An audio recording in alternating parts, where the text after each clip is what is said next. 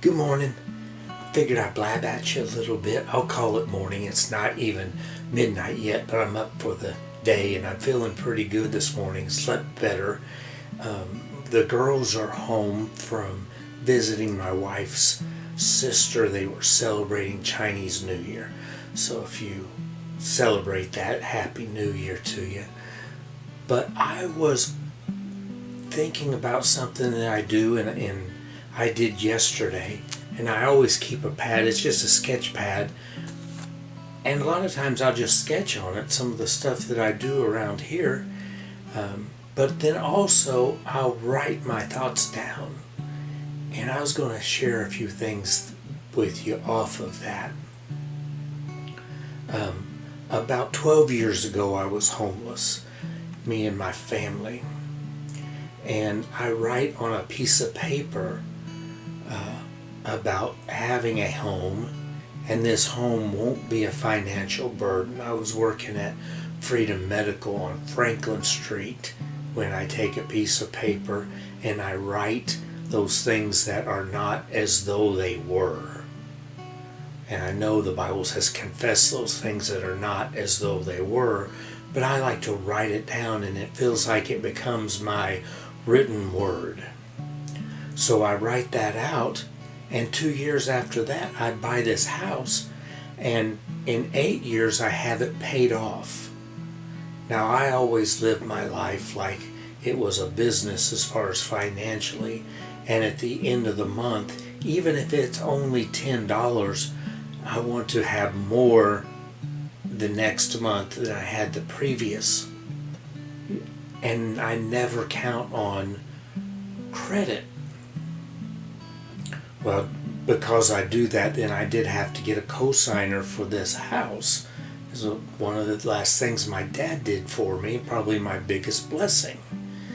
And now I'm debt free. Now, financial advisors will tell you not to do that, to keep your credit up and always be borrowing money.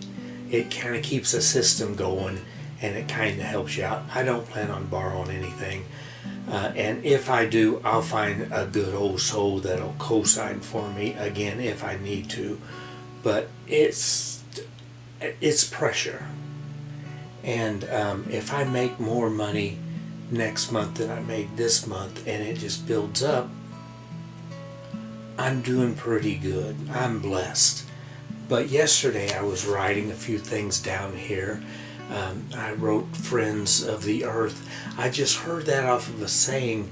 I was watching something on YouTube and I thought, okay, that's interesting.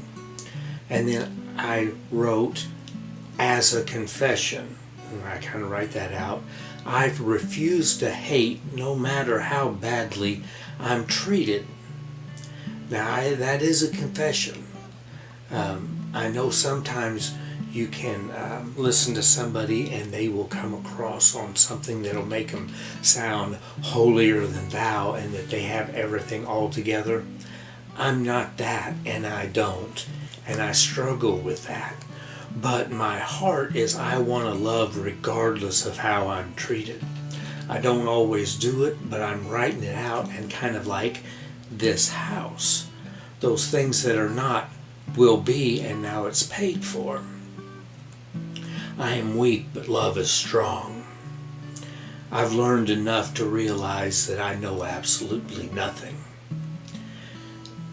The next one I'm not going to read, but I'm going to quote it around Romans 14, that if you have faith, keep it to yourself before God as to not create a stumbling block.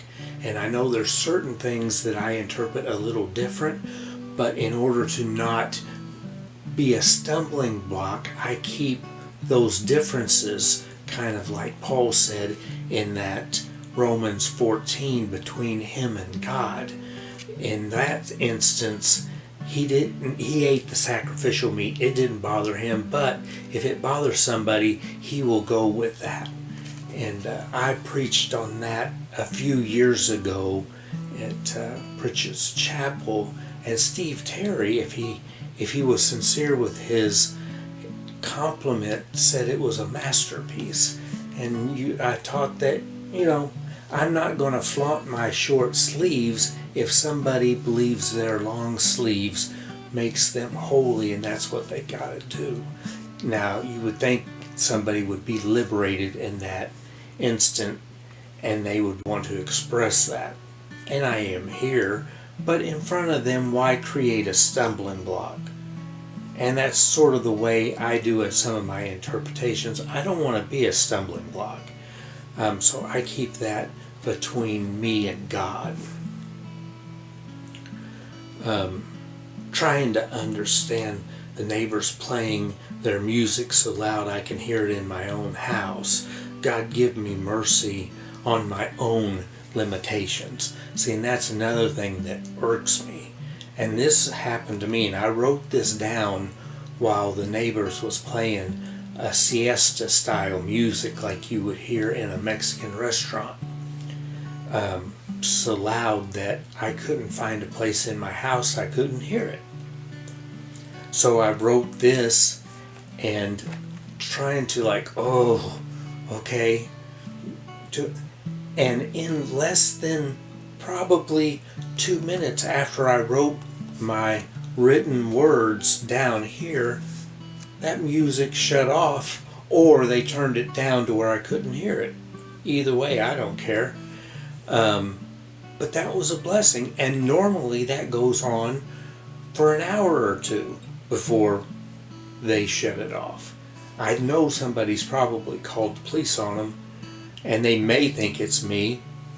I don't care, but I don't do that. I'll stew with unproductive thoughts of how I'll get them.